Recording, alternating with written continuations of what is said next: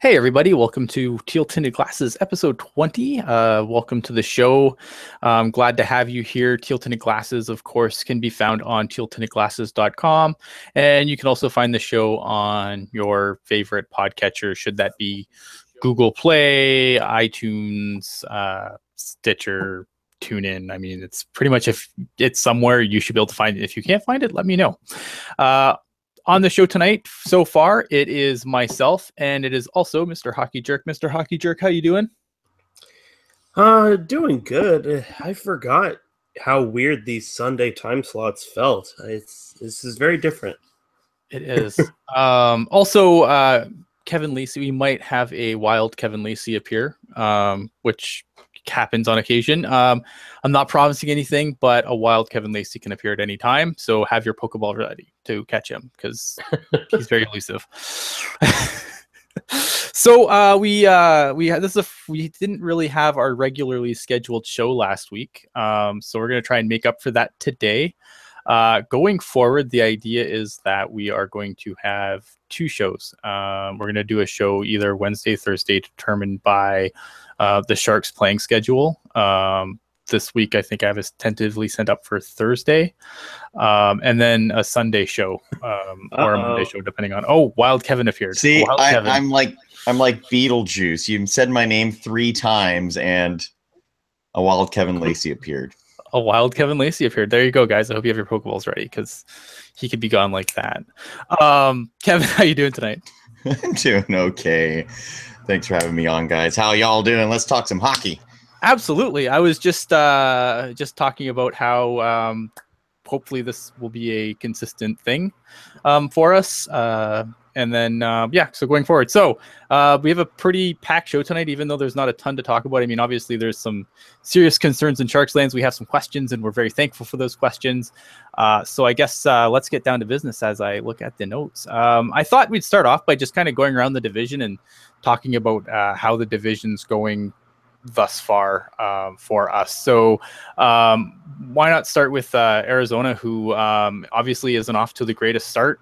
They just lost Antti Raanta. I don't know for how long. They haven't really set a timeline for how long he could be missing, but I mean that's really a disaster to them because Louis Domingue, I think Louis Domingue's a solid backup, but I have no faith in Louis Domingue as a starter. What have you guys thought? Any thoughts on the Coyotes thus far, other than the Raanta injury? Kevin, go ahead. Sorry, I had myself on mute there. Okay. Yeah, the Antti Raanta thing, I was like, oh boy, I haven't heard a report. I've been kind of out of the hockey loop the last couple of days, but I'm assuming it was a groin injury based on what I saw in the highlights. Yeah, lower body. Okay, it looked like groin to me.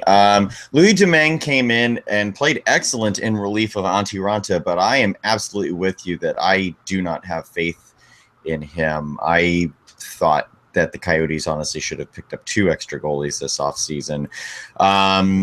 They've been an interesting team so far. Obviously, they haven't won a game yet, but the kids have been all right. They need to step up more. But man, if their goaltending woes continue throughout this season as they have the last few years, they might as well just keep Dylan Strome down in Tucson.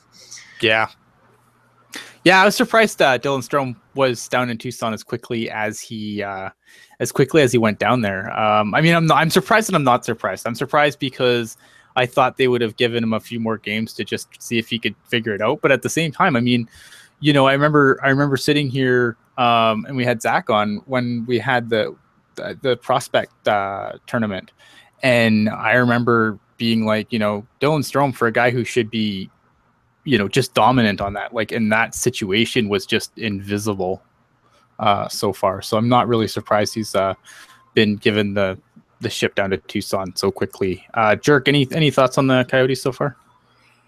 Well, you know, it's been well documented that the Arizona Coyotes are one of the teams I like to pay attention to, and it's not off to a good start. I mean, they already, you know, don't have Jacob Chikrin, who, despite his young age, is a huge part of that defense.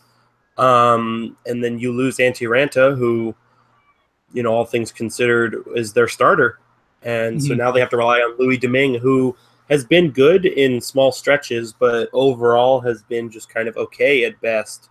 And I was really hoping that the line of Domi, Stepan, and Clayton Keller would have, taken off and exploded a lot more. And they've been good, but they haven't just been, been able to take over a game by themselves. And I'm hoping that once things kind of get figured out, that line can take off and the team can take off in general, because I feel like there are a lot of parts of that team, even with Louis Domingue in net, where they should be better than their record indicates. Yeah, I agree with that. I mean, I think when I was really high on the Coyotes in the offseason, but I also I always kind of put it in that caveat that that a lot of things would have to go right for them. And so far, not a lot going right. I need to bring up this Vince G comment in the chat quickly before it scrolls off. Vince G pointing out that if you catch a wild Kevin, you can equip a turtleneck on him that gives you a 25% bonus to his Swedish pronunciation stats. So there you go. Oh, that's fantastic. That is fantastic. Go ahead. Can I jump in real quick? Yeah. This is kind of why I picked Arizona to be 6th in the division, although I got really jumpy there when they acquired Jason Demers and bumped them up to 5th briefly. But I picked them 6th because losing Antti Ranta, that shouldn't break that team.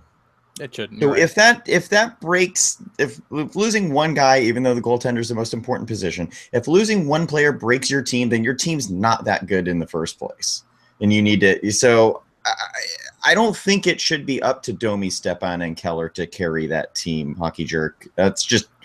I don't know. I'm just not a believer in these guys this year. Maybe next year, but I think there's just too much youth right now with that team. I think another guy who I think is banged up right now, Brandon Perlini, was really impressive early on too. And I think I don't know if he's still injured. I know he missed a game because he was hurt, but I don't know if it's a long-term thing. And that's a pretty big loss for them too. I've really been a big fan of Brandon Perlini.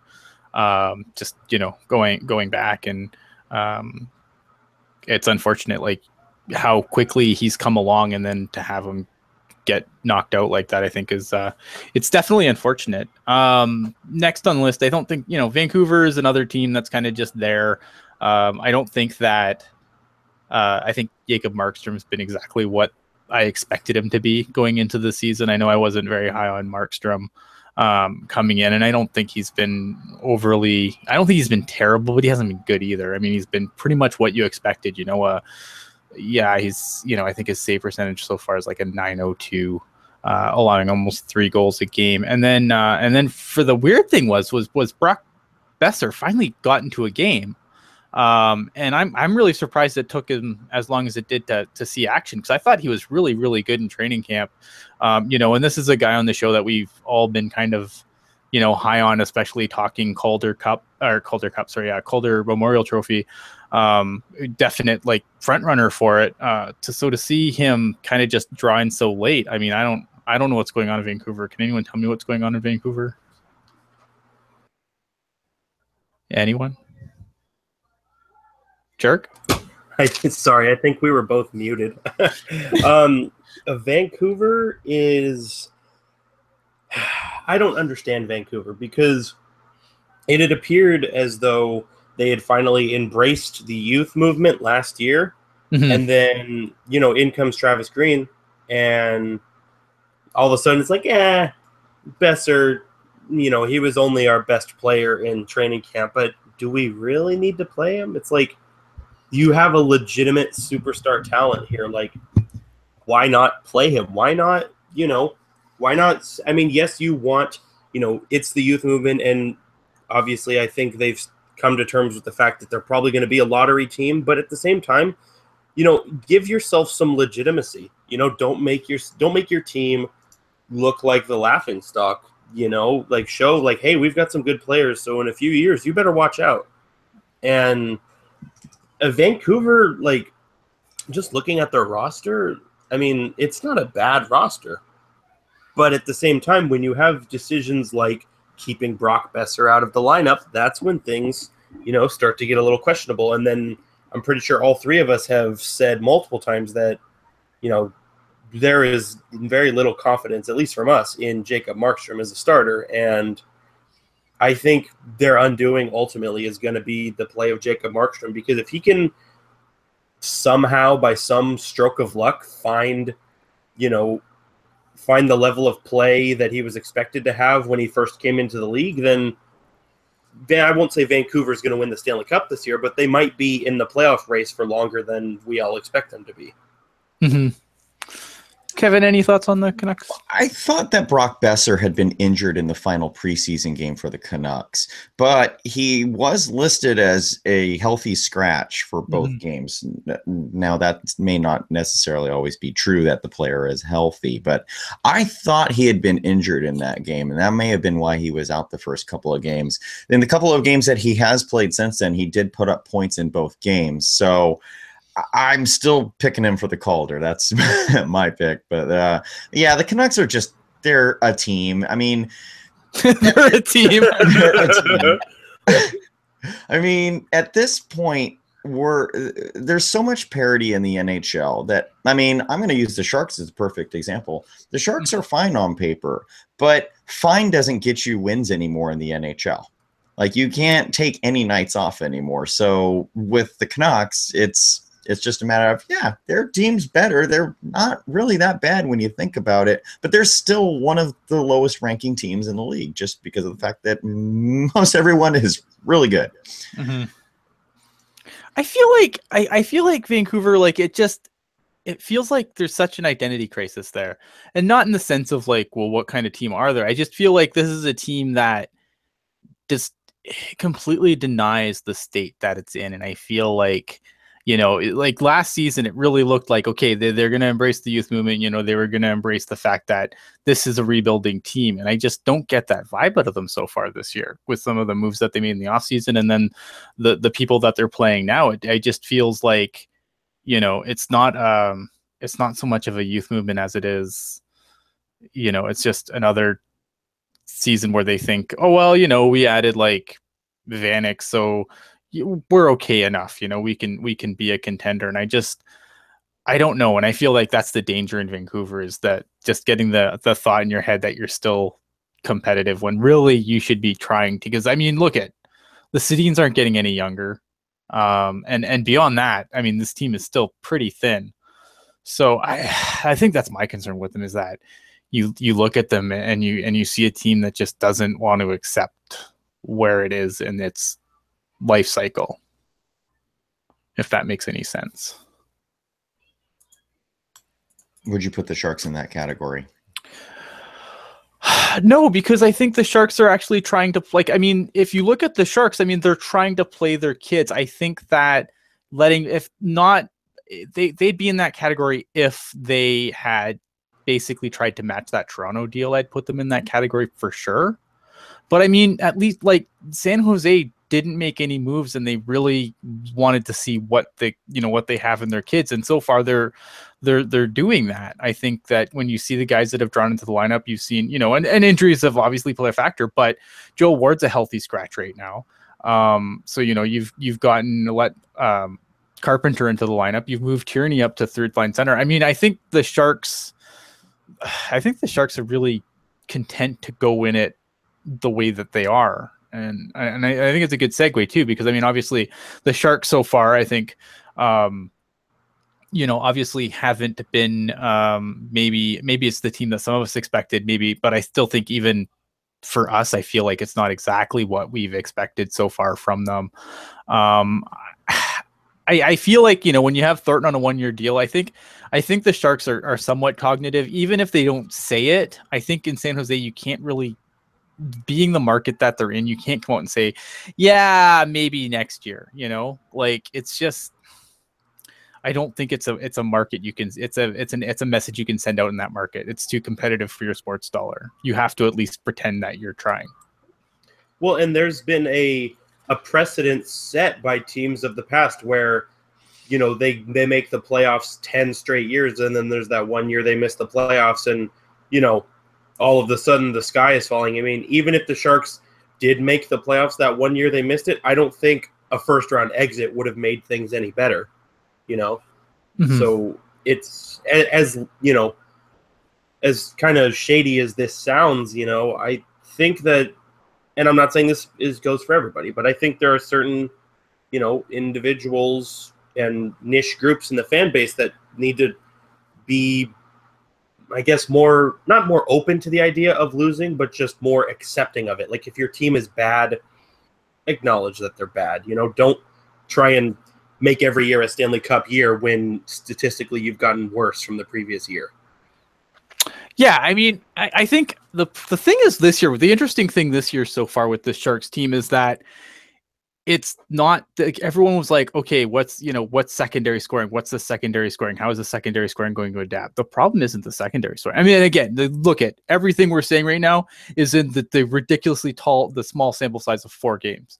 So keep that in perspective. Like, don't try and take something that I say and basically, I'm not trying to make predictions based on the next 78 games is what I'm trying to say. So keep that in mind.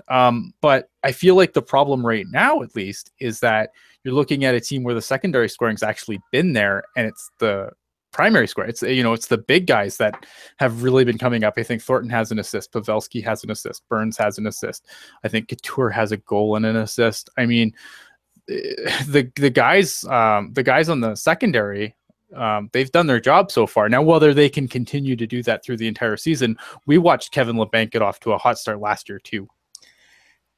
Yeah, that's my worry. Like, last night I was talking because I was at the Sharks Islanders game last night, and I was talking with a bunch of fans in my section about how great Kevin Labanc looked. Easy to say when he's the goal scorer for the Sharks, but he did look great. But the whole time we're talking, in my head, I'm thinking, but he did this last year. And then remember how much we dogged him January through April because he just completely fell off the map. I'm hoping with a year under his belt that won't happen this year. But again, we'll see. But hey, Kevin Labanc's been great.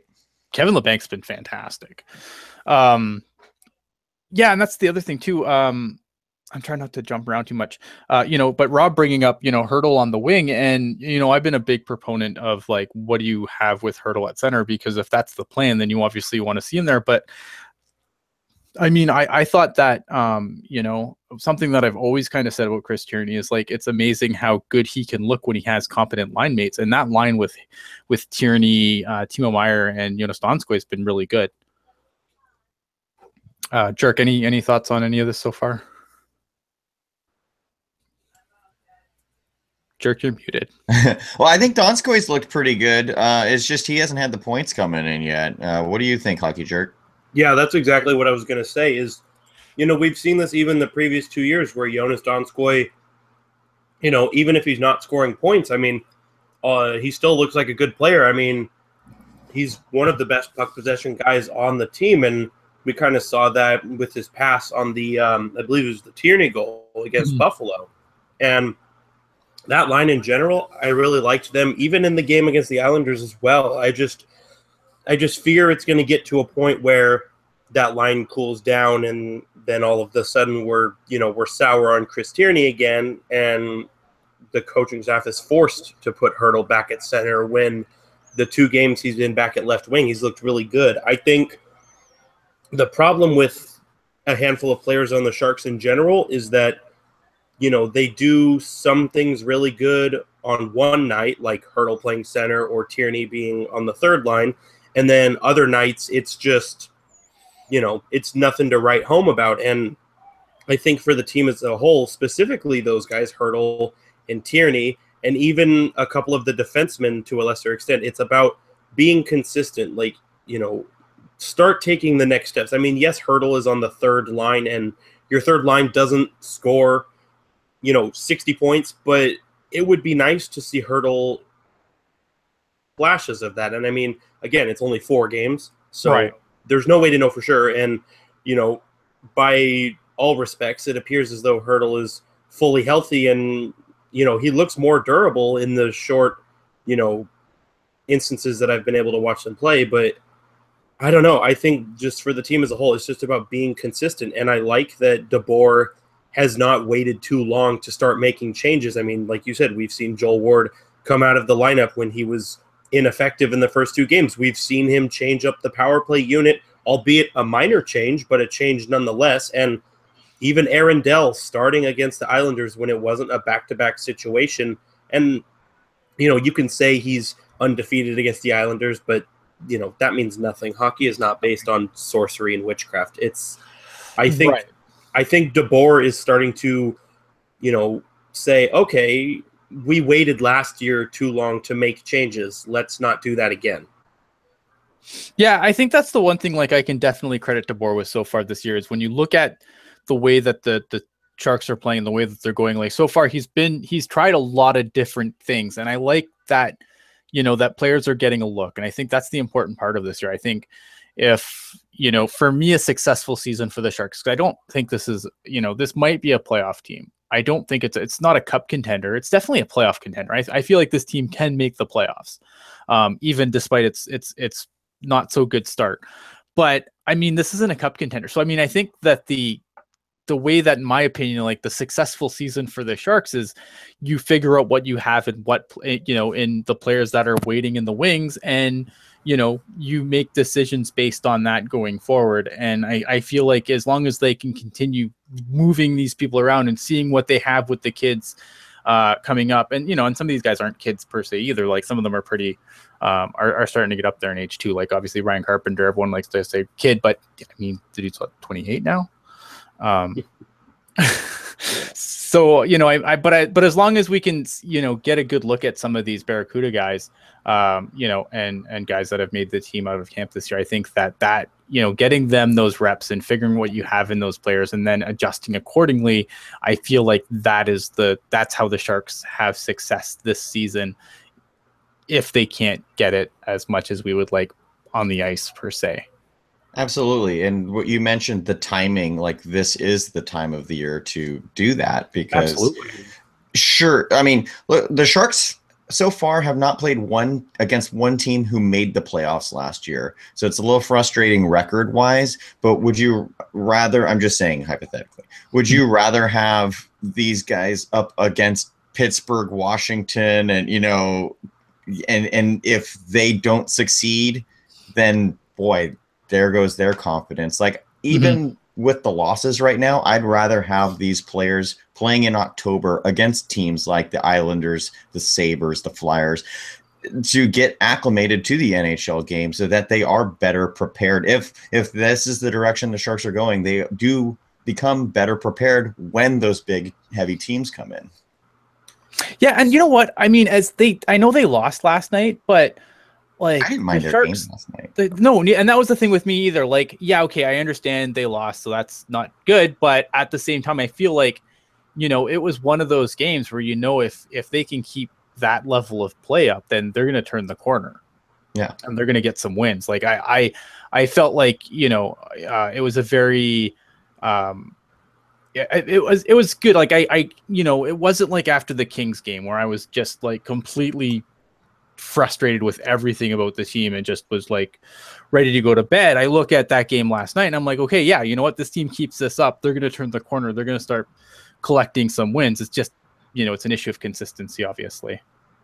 Well, and it's nice that they're starting to do this early on in the season. They're starting to figure things out and, play good even in games that they lose early on, because this could have easily been, this first stretch of the season easily could have been the continuation of, the end of the regular season last year, where it seemed like the Sharks went 2 weeks without a win.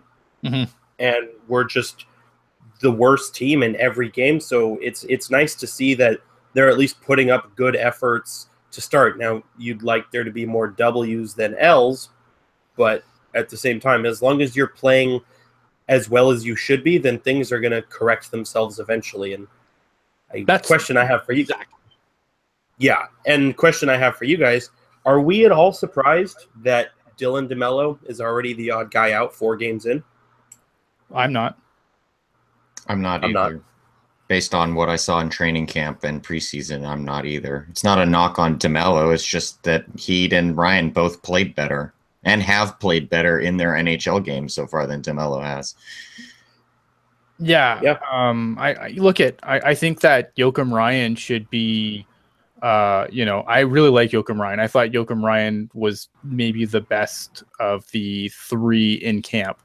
And, you know, for him to go, I understand why he's done he got sent down to the Barracuda so quickly, but what a revelation he's been with Burns so far. And this is something we talked about last year, like Joachim Ryan being the future of the Burns Whisperer now that Burns is signed for a bajillion years. And, you know, I'm just going to pat myself on the back here because that was pretty awesome of us to say. I think we should all pat ourselves on the back. He's small Martin. Come on. I was gonna say, in the 2.5 years that I've known Kevin, one of the first things he said to me about Joachim Ryan was that he's small Martin. So if anybody should be patting themselves on the back, it's Kevin. Thank you. That's me. I get him right every now and then. That's fair. Well, I you know, but I think that was a bell that we all kind of rung. Yeah, for sure. Last year, so I think that's good. I mean, and Dylan DeMello. The problem with Dylan DeMello is Dylan DeMello and Brendan Dillon. Even though like their names should go together, and you know, Dylan DeMello, you'd think that would be a good line. No, not. They're just not a good pair.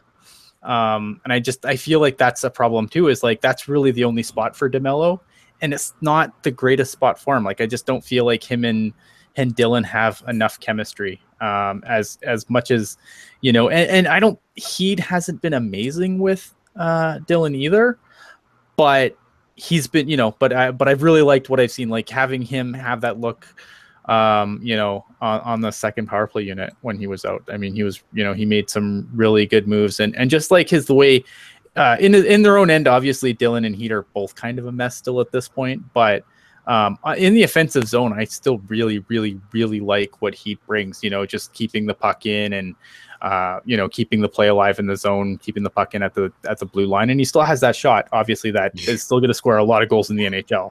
Yeah. So it's hard, man. I kind of feel bad for DeMello because it's not like I don't like DeMello as a player. I just feel like he's just miscast for what's there. Yeah, agreed. I think, you know, 2 years of being the seventh defenseman kind of hurt his development a little bit, because if you go back to the season the Sharks went to the Stanley Cup final, you know, he was playing, I would say, pretty well with Brendan Dillon, and then the Sharks bring in Roman Polak, and it kind of throws everything out of whack. And I feel like since then, the games that DeMello has gotten into, he's been, you know, good, not great, but a lot of time in the press box. I think, you know, even though, you know, it's a team thing and you have to be okay with being the seventh defenseman, I still think there's a part of him that, you know, would have liked to have been the sixth defenseman the last 2 years. For sure. Before I move on, sorry, go ahead, Kevin. I was going to see, Morocco in the chat asked earlier about switching up the D pair. I'm going to kind of paraphrase off of what he said. So talking about Heed and Dillon not being cohesive, they only played 2 games together. So, but not being cohesive yet. What if the Sharks were to put Heed with Vlasic and put Braun with Dillon? Because I feel like Vlasic and Braun need a little split, not saying permanently, just saying they need a little refresher away from each other, I feel like, for a little bit, and it might do them both justice, or both some good. I am not opposed to it. I just feel like when like Vlasic and Burns was a thing that was tried, and I found that Vlasic was in a situation where I feel like Vlasic tries too hard to compensate for a defenseman who's not as, you know, I mean, Braun's more, I think, you know, Braun maybe not be the greatest defenseman the Sharks have, but he's a lot more defensively responsible than say, you know, than say a Brent Burns or a Tim Heed. And I feel like when Vlasic and Burns were together, when they tried that to start, I feel like Vlasic was trying to do too much to make up for Burns, and in turn kind of let his, you know, stuff on his side kind of go to hell too. That's just one dude's opinion though. I would like, and a lot of things would have to happen for this to occur, but I would like to see Ryan and Heed together at the NHL level. I think I think their styles complement each other very well, and you know, we obviously saw that all of last year at the AHL level, but even, you know, I know myself and others as well have said that Tim Heed is kind of like discount Brent Burns. And, you know, if Joachim Ryan works well with Brent Burns, logic would tell you that he would work with the discount Brent Burns. Yeah, I mean, you got to deal with the team and the way the contracts are. Like, you have to deal with the contracts are. Obviously, like, as much as we would all like to see, Joel Ward and maybe, Paul Martin get buried, it's not going to happen. Eventually, Paul Martin's going to be healthy and he's going to come back into the lineup because that's just the way things be. I would love that as a third pairing, but then, of course, that leaves Dylan and his contract sitting there. I mean, look, the Sharks can bury a little bit of money, but it gets sticky. Unfortunately, you have to kind of deal with the reality of who's getting paid and who has to play based on that. So I mean, yeah, as much as I personally, if I had my way, I would trade Paul Martin tomorrow and leave Joakim Ryan there and save that, almost $4 million in cap space. But wow, this is reality. This is the real world. You can't do that. This isn't Yahoo Fantasy Hockey. So I don't know. I mean, that's just my opinion on that. I want to move on quick because there's a couple of other things I want to touch on here. I know I'm trying to get the shows back down to a reasonable thing, especially if we're going to do 2 shows a week. We cannot do 3 hours of content a week. That's just not cool. That's just setting ourselves up for trouble. I wanted to talk about Vegas because Vegas to me is maybe the most fascinating team ever. Well, they are now the most successful expansion team ever through 5 games. That's true. They had guys, they went really heavy on the defense thinking that they would be able to move guys for pieces or for draft picks or whatever. And then because of that, they actually had to bury some really good players just simply because they're not on waivers. And I feel like some of the players that they're trying to protect aren't worth protecting, but that's neither here nor there. I don't understand it. And yet, and this is something I want to talk about last show that we were supposed to have, like the show this week. And then we never had to have that show. And probably good thing, because then I'd look like an idiot because I'd be just tearing them apart. And then they're the best team in the Pacific. So, but it's crazy to me how well they've done considering you've buried guys like Shea Theodore is still down. And Vegas fans themselves seem very split on Shea Theodore, which is interesting. But like Shipachyov should never have been buried. You can make an argument there, but I think Slipachyov was the most obvious guy that should just not have been buried, period. Like, there's just no excuse for it. And look who scored for Vegas tonight. Alex Tuck and Vadim Shipachyov, assisted by Alex Tuck. And then Shipachyov scored his own goal. Yeah. Well, and that's what I was going to say, too, is in watching the preseason, I thought Alex Tuck should have been on the opening night roster. But then again, like you both said, when you have 10 NHL defensemen out of 7 spots, generally it doesn't work out very well. Right. And so that's when you've had guys like Shipachyov, guys like Tuck go down when they probably should have been there since day one. And I'm of the belief, and this may be my own opinion, but I think at this point Vegas should stop, trying to hope that they get assets for these guys, and at this point, just waive the guys you don't need. Send them to the AHL. That's my thought. I mean, if they get taken, they get taken. Because I know. Basically, I read an interview with George McPhee where basically he said, "Well, the defensemen that people are calling about aren't the ones we want to give up." Obviously, like whose fault is that? Right. I mean, it's like, so what do you like? I mean, you can have. I think that's the one thing I think people need to understand is you can have assets just rot on the vine, like over-ripen on the vine. You know what I mean? Like, you can waste an asset by simply just leaving it on the vine for too long, and that is where I believe that Vegas is, because Vegas is obviously, people are playing highbrow because obviously they're calling, Vegas is like, hey guys, I want to get rid of defensemen. Who people are calling about? They're calling about Shea Theodore, who's wasting away in the AHL right now. Exactly. They're not worried about Clayton Stoner. Okay. The bear hunter though. He's a bear hunter though. I know. Like, you're telling me that Griffin Reinhart and Brad Hunt are not hot commodities that everybody wants? Right. That's exactly my point though. Like, that's what you have. You have like Griffin Reinhart. You have like these guys, like these, let them go through waivers. If someone takes them, who cares? Griffin Reinhart's pretty much a bust at this point. like I think it's fair, like that. I really don't like to just jump out to the whole, use the B word, but in the case of Griffin Reinhart, I think it's fair. I have this graphic up. This was post expansion draft. And look who I have as the top line and the top pair. I have Shipachev and Tuck and Theodore as the, like, right. Come on, Vegas. I mean, hey, at least 2/3 are finally up there. But oh man, hey, but what are we complaining about? They're 4-1. Malcolm Subban, they pluck him off waivers. He goes 30 seconds away from a shutout after having almost a 6 goals against average in his career. And I wanted to blast them for that too. And God, I'm an idiot. I don't even know hockey. Why do you guys listen to me? Because like honestly, if we had a show last week, I would have blasted them for Malcolm Subban, because in my opinion, like Malcolm Subban's a guy who every time like he's come in, he's never, until tonight, he's never finished a game in the NHL. Like he comes in, he gets lit up like a Christmas tree in 10 minutes and got pulled. Like that's basically his short NHL history. And yeah, look, it's that happens to the best of young goalies, and sometimes they get better. But I really thought that was an interesting move. But, hey, Malcolm Subban proved me wrong tonight, man. He came out, he played a great game against Boston, his old team, no less. It's going to be interesting to see how he pulls it out, though, because now Marc-Andre Fleury, unfortunately, he's LTIR, and this is a guy who's had concussion issues before. And I'm assuming by getting kicked in the head by, I believe it was Mantha, that this is likely a concussion, because kicks in the head generally lead to concussion. Not that Mantha, I shouldn't say kick in the head. He kind of just skated through him.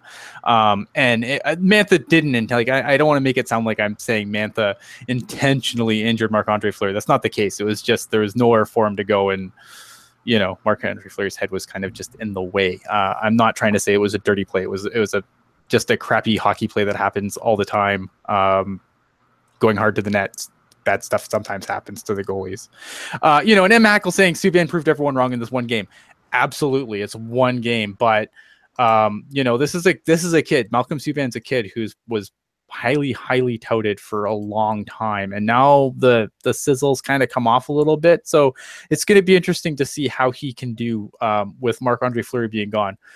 Because I was thinking going into that game, and I'm like, wow, I bet they wish they had Calvin Pickard still. I was watching NHL Network, Mike Johnson and Kevin Weeks, I think it was, talking about what are they going to do with Fleury's out for a while, because it sounds like Fleury's going to be out for a while. And I'm like, can they call Toronto and see if they can reverse the Pickard trade? Because, I mean, I didn't understand why they let him go in the first place, but... I'm sure Toronto will give them back McElhinney. maybe actually. But hey, I'm just happy that Malcolm Subban doesn't have his point, what was it, 778 or 728 career save percentage, whatever it was. I'm happy for him. Finally can move on. Yeah, no, I mean, good for the kid. I look at Vegas. I think that, it's early. Could they maintain this? I don't think so. I think that you look at some of those injuries that are starting to pile up, and it's going to hurt. It's good. This is going to catch up to them eventually. I mean, there's some teams right now that are doing really, really well. But if you think that New Jersey is going to win the Metro this year, I don't know how to tell you this. They won't.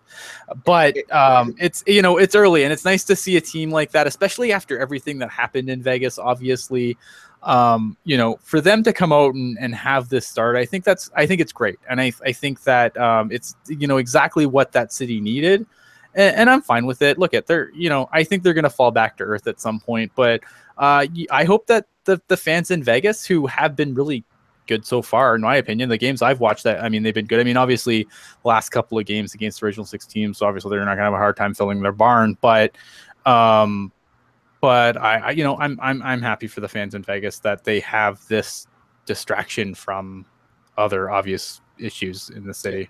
And what is great, a lot of people, the people who were against hockey being put in Las Vegas, Alex Tuck's goal you see 3 or 4 kids in the front row, all in Golden Knights jerseys, screaming their heads off when he scores his goal. And it's like, that's what you want, and that's how you build your fan base right there. So things are going right for them, and I'm really happy. For all the slings that have been thrown at the Golden Knights, I think they've done pretty good to start off. I guess we have to touch on this quickly, and then I want to move on to the Barracuda, but what did you guys think of the mascot? Oh, you know where I'm going with this. Let me find the picture. Okay.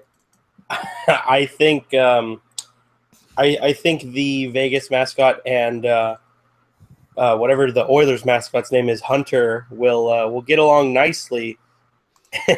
And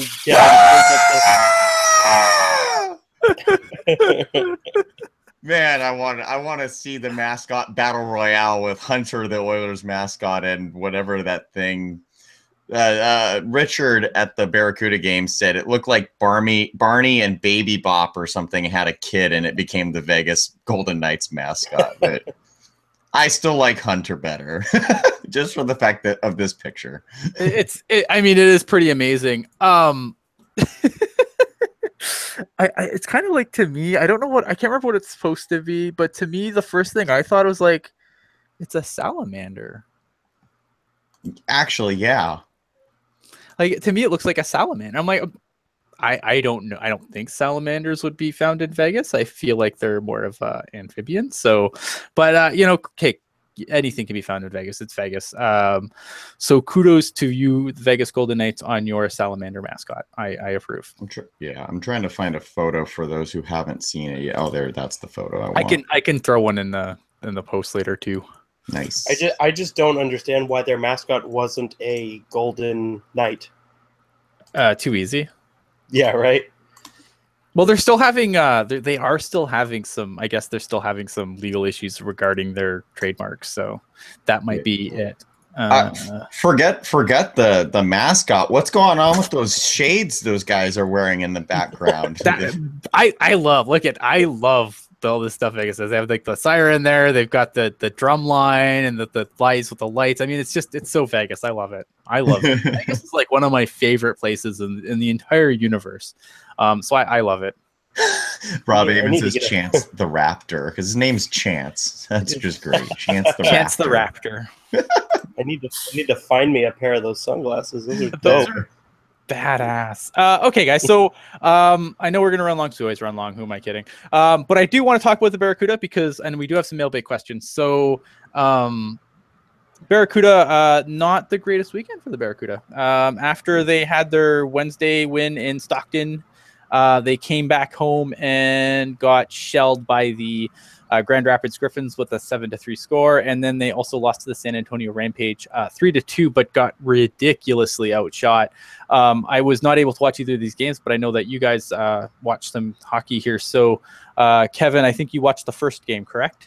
Yeah, I last minute was not able to make the second game, so I listened on not KDOW.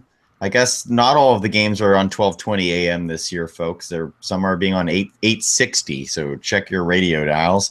The game against the Grand Rapids Griffins was really rough because, I mean, you could say the best player on the ice was Troy Grosnick, and how is that possible when he gave up 5 goals and got pulled, and it was just simply the team played like garbage in front of him. They were bad. And what do you guys say? They were bad and they should feel bad? Yep, that's exactly. Feel bad. Trademark pending. Now, Hockey Jerk, you saw San Antonio, I believe, and that was a team that I thought was going to make a big improvement because they basically got all the Blues imports. Yeah, it was. So, well, I got to watch on a totally good thumbs up stream the first game against Grand Rapids, and yeah, bad, and it should feel bad. The one bright spot, like you said, Troy Grosnick. I thought Danny O'Regan was okay, but other than that, yeah. AO says no more Kaylee. Sad, I agree. What happened there? Wait, yeah. Why is there no more Kaylee? I need to understand this. Kaylee just has other professional responsibilities now and Oh. no longer has time to do the hosting. So, and she's doing her podcast, Sideline Sass. I swear I'm never going to forget the name of it again. So is she still doing the Sharks games, or she's not doing anything hockey related any longer. Oh So no! Tanya is the host. The unicorn. What's up? The unicorn. She was dressed as a unicorn at the San Antonio game. Oh, really? Okay. Yeah, because it was. I was confused as to this. I'm like, is she a mythical creature? So I was very confused about that myself, because I just look up the San Antonio game I was at, and I just look up and she's like, "Oh yeah, I'm here with Alexander True," and I'm like, "Did Barracuda hire a unicorn to do their interviews for the intermission?" And then somebody pointed out to me that it was the Halloween game, because apparently the Barracuda are not back in San Jose till after Halloween. Jerks. Yeah, right. But the game, I thought the Barracuda got off to a good start. I'm well documented as saying that Alex True is going to be a big part of this team, especially with Carpenter and Goodrow in the NHL, and now Rourke Chartier being on the LTIR, and he got a goal tonight, and he almost factored in on another goal as well. And then Adam Haluka as well. Man, Adam Haluka is leaps and bounds better than he was last year. I mean, don't get me wrong, last year he was good, but he wasn't consistent. Right. And now this year, every instance that I've got to see him, whether it's in person or on a stream or, even the rookie games, Adam Haluka has looked like he's thriving with a year of pro hockey under his belt, and I think he's going to continue to go up from there. I've christened him my new favorite player. So usually that doesn't go very well, but hopefully that changes. When he took a penalty on Friday night, we were yelling "false."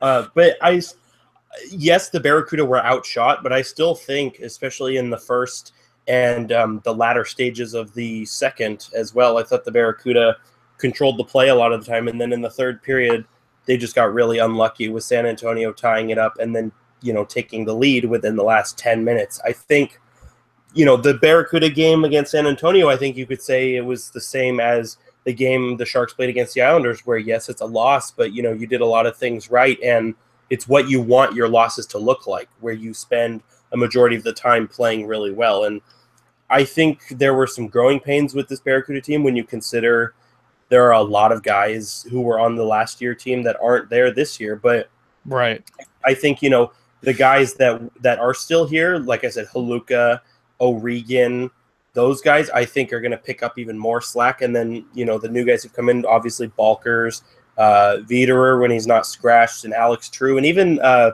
Clifton and McCauley.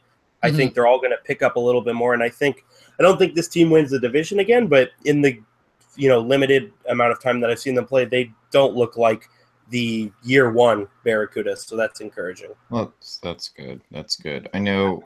No, go ahead, Ian. Oh, I was just going to say, you got to, like Zach tweeted out, and again, I didn't see anything here, so I'm just kind of going by what I can gleam of box scores and listening on radio stream. And, the one thing that, it's like Zach made a really good point. It's going to be a difficult time when your grizzled defense, your grizzled veteran defenseman is Julius Bergman. Right. Yeah. 3 of the top 4 Barracuda defensemen from last year aren't on the roster right now. Right. So and that's tough to adjust to. Yeah. And Bergman was paired with Radim Šimek, who scored his first AHL goal on Friday. Great shot, but they were just kind of out there. Didn't notice them too much. And we had a kind of a question from Christine on this, and I'll throw it to you guys first, and I'll answer it just because I know we have a few questions here that I want to get to as we go. So since this is Barracuda related, with so many players up at the Sharks, what should the Barracuda do to regroup? And I think it's just you got to trust the process. Would be my answer. Yeah. Yeah, agreed. You have to, as painful and maybe nail biting as it's going to be, you have to give guys like Waugh and Shimmick and Fitzgerald, you have to give them more leeway to show what they can do. And like you said, trust the process. You have Middleton and DeSimone going from the third pair to the top pair in less than 6 months. That's definitely an adjustment period, but it's all about trusting the process. And don't, the game against Grand Rapids, it was bad and they should feel bad, but it was one bad game. And I think Roy Sommer made the right choice against a great team. Against a great team, exactly. Yeah. And I think Roy Sommer made the right choice in not butchering the lineup, because I think at the end of the day, he knows this is a good team. And I just think, even though they lost against San Antonio, I think it was a good bounce back game. And how did Bibo look? I was just going to say Antoine Bibo was somebody that I and Zach Devine as well both kind of criticized in that first preseason game that was at the SAP Center. And, too many rebounds, not very good lateral movement, just looked kind of But yesterday, he looked pretty good. His rebound control was a lot better. His vision towards the puck was a lot better. There were a couple instances where he came out, I feel in my eyes, a little too far from his crease. Yeah. But overall, I thought he was leaps and bounds better than he was in that first preseason game, and I sure as hell think he's better than Mantis Armalis. So it's something to hang your hat on. Yeah, Cheryl brings up a good thing in the chat. Sommer's interview said that with 12 rookies on the roster, it's going to be painful. It is going to be painful. Look, the AHL team, AHL teams are hard to be fans of. Like, it's really hard to be a fan of an AHL team because you're winning secondary. Let's be honest here. Winning is secondary for an AHL team. The AHL team is there to make sure that your NHL team has depth.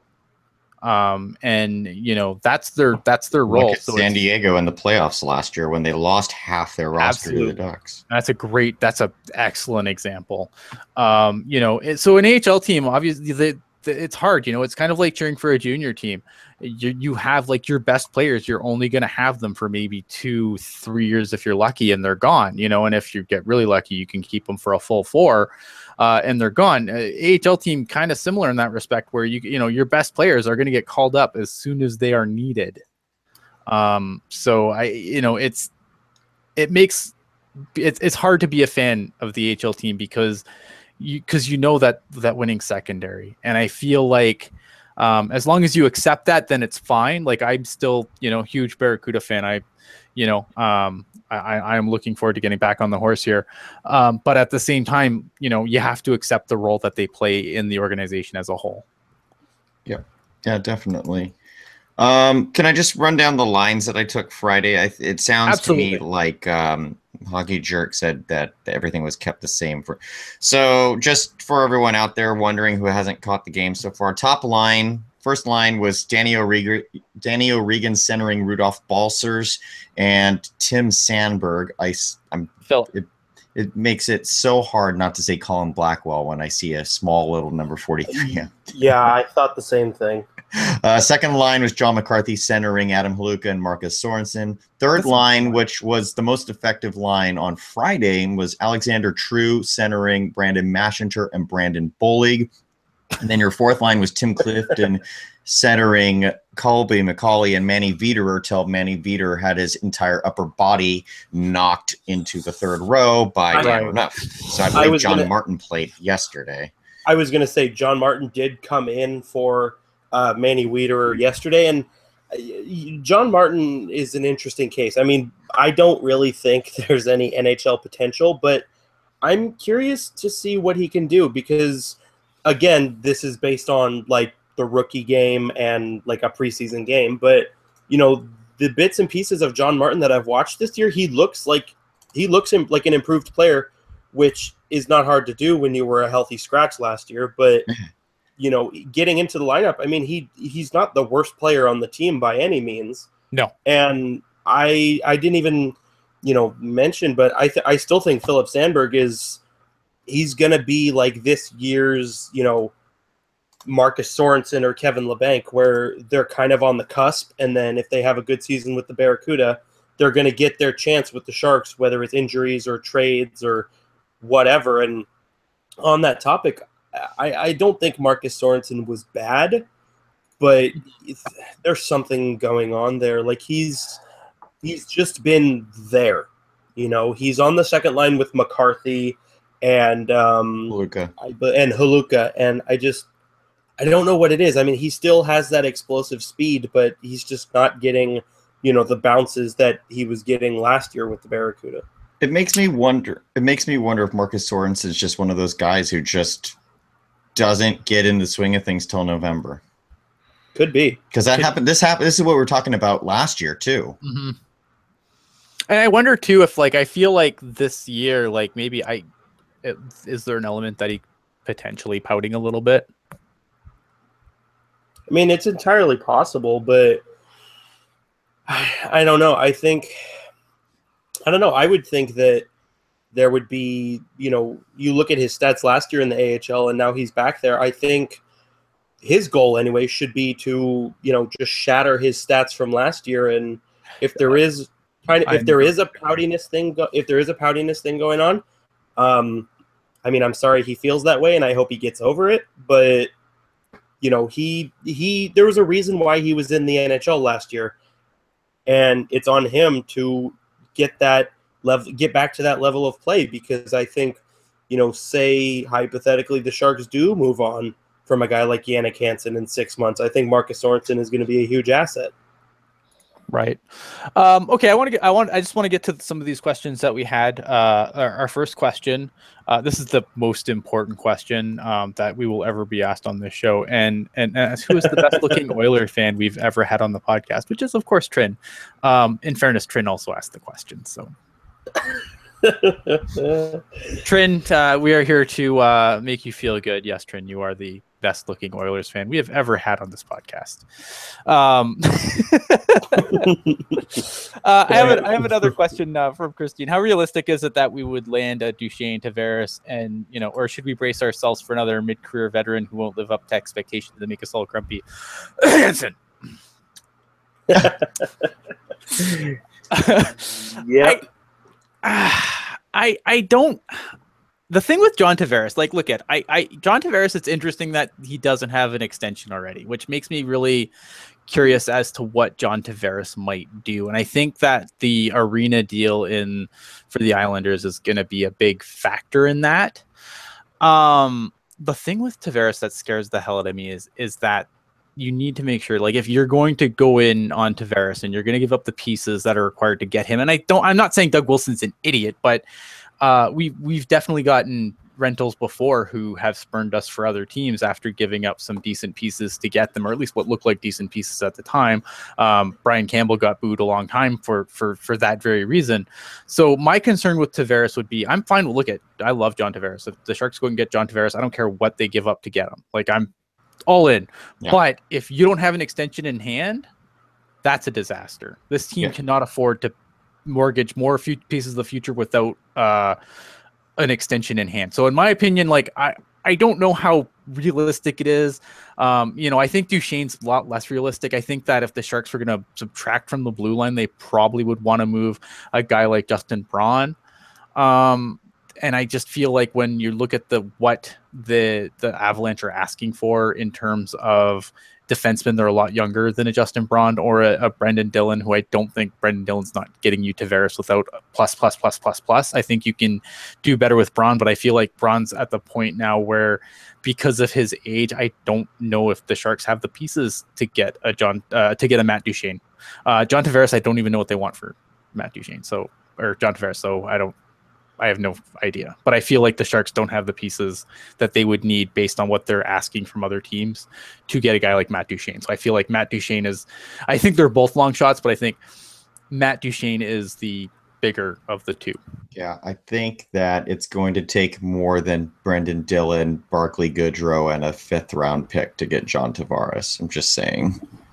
So. Something I want to point out in the chat that goes back to our previous question. AO said, if Trin is the best looking Oilers fan, does that mean that Hockey Jerk is the best looking Penguins fan? The answer is yes.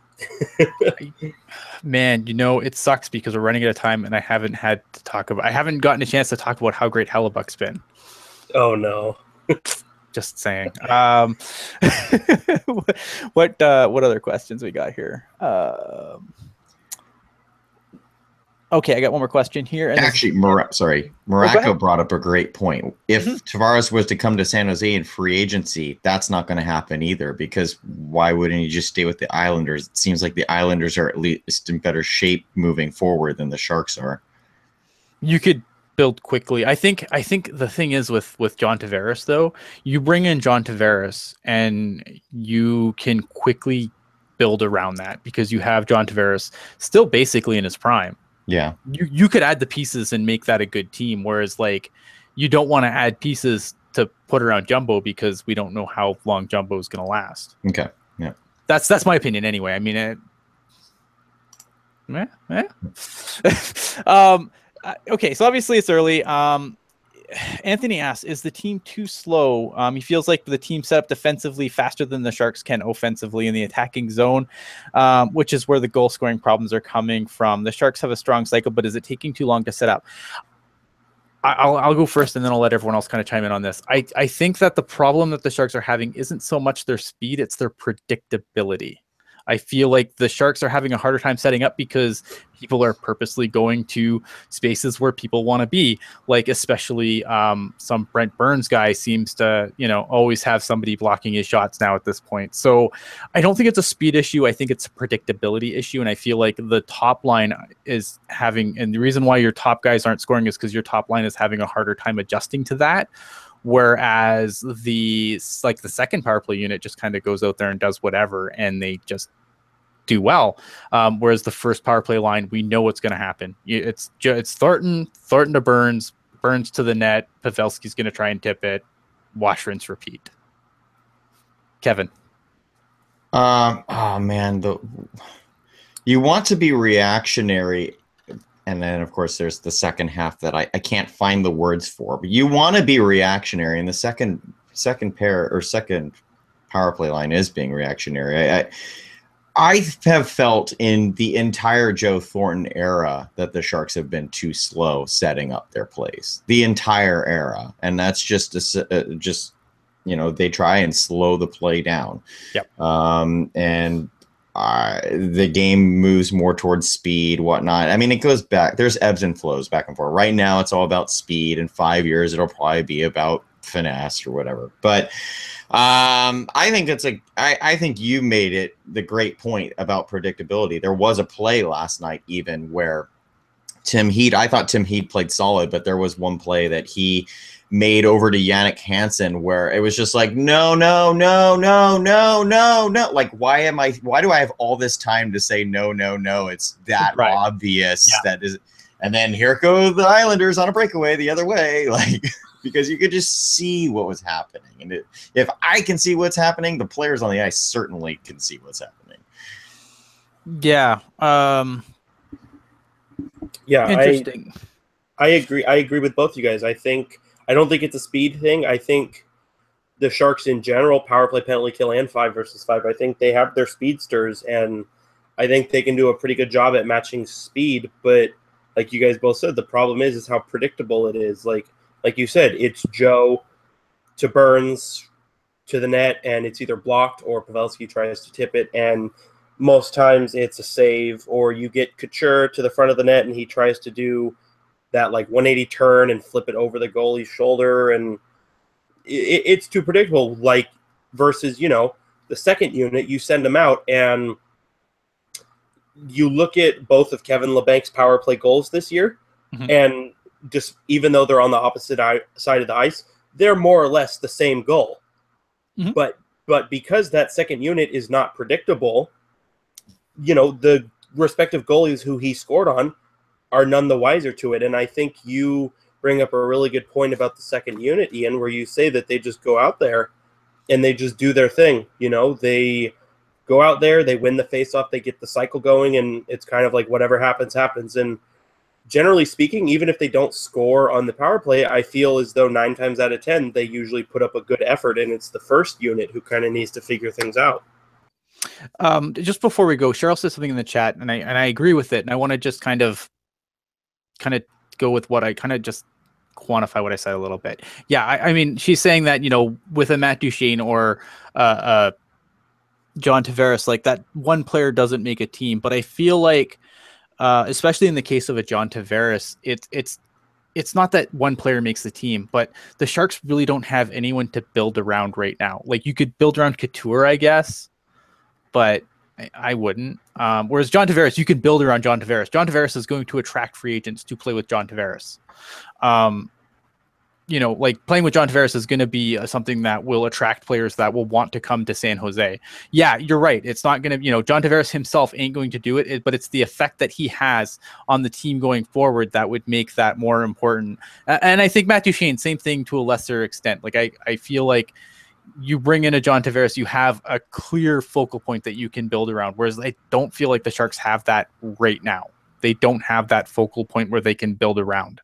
They're still built around Thornton, Pavelski. John Tavares changes that whole conversation, I think. Yeah, agreed. I mean, it's the same thing when the Sharks traded for Joe Thornton, I mean, guys like Brian Campbell wanted to come to San Jose. Guys like Dan Boyle, guys like, Bill Guerin and Jeremy Roenick, and guys like that wanted to come to San Jose because of Joe Thornton. And it's the same thing, John Tavares has that elite superstar, whatever you want to call it, label attached to his name, and that, it creates an interest. I mean, you have a winger who goes to free agency. Oh, well, John Tavares is looking for someone to play with. I would like to be that guy. I would like to take those pucks, and I would like 40 goals, and I would like to be an $8 million player. Exactly, which is, I mean, case in point, Louis Eriksson with the Cityans. Yep. But again, I don't know. That's just my opinion. I think, like, you can, if you bring in a guy like Tavares, I'm not saying that he individually changes the team. I just think he changes the focal point of the team. And if you build around that properly, you can reopen that contender window. Whereas right now, I feel like the Sharks are, sure, they're a playoff contender, but they're not a cup contender. We can, you could start having that conversation within 2 years again of the Sharks being a cup contender based on the pieces they have signed long-term and other things that you can build around that. So that's that.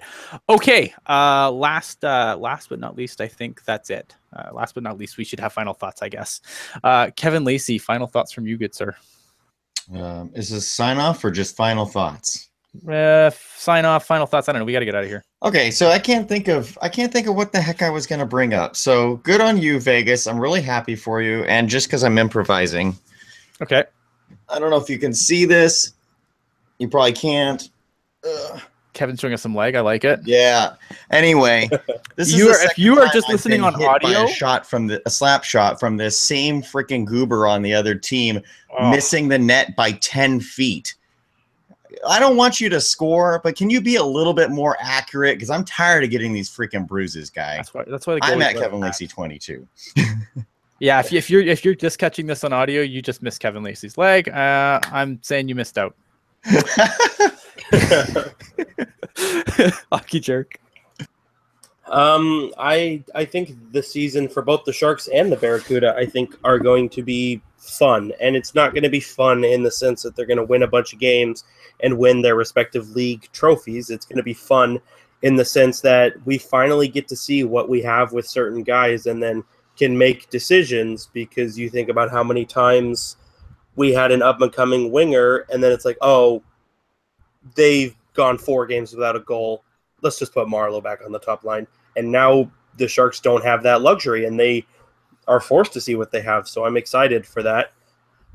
You can follow me on Twitter at hockey_jerk. I'm not a Penguins fan. And the lies, I know. I'm sorry, guys.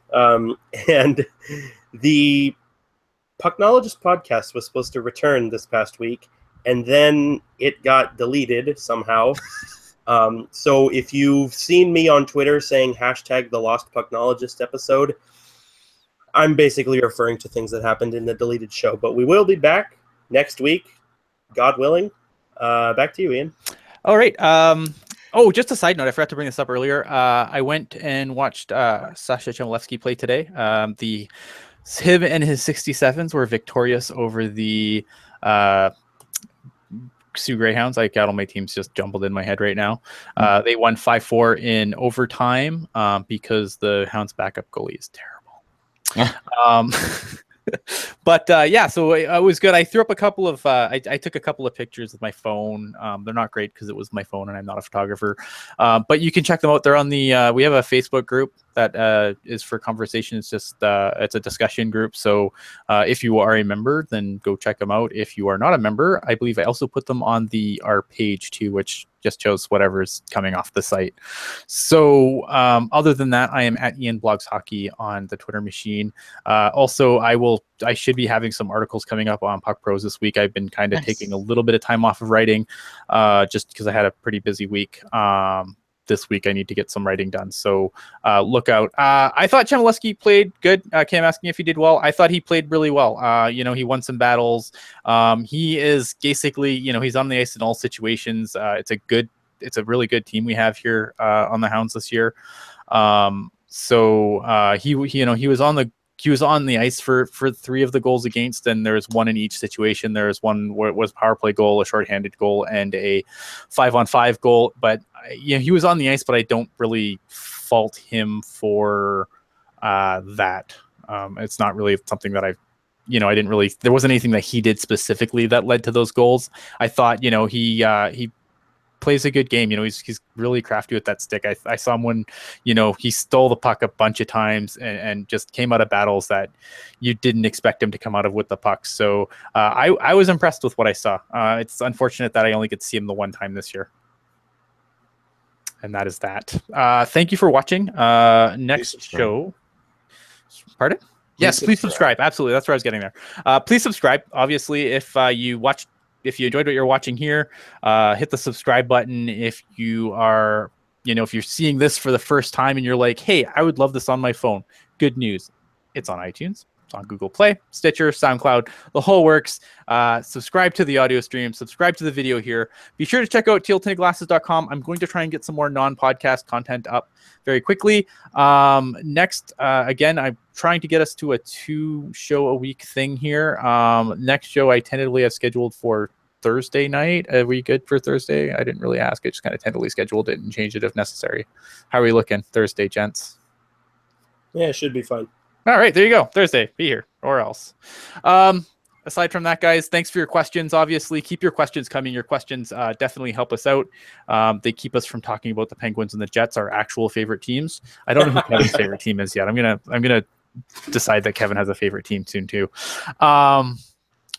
Aside from that, guys. Too. All right, guys. Have a good night. Thanks for watching, and we'll see you next time.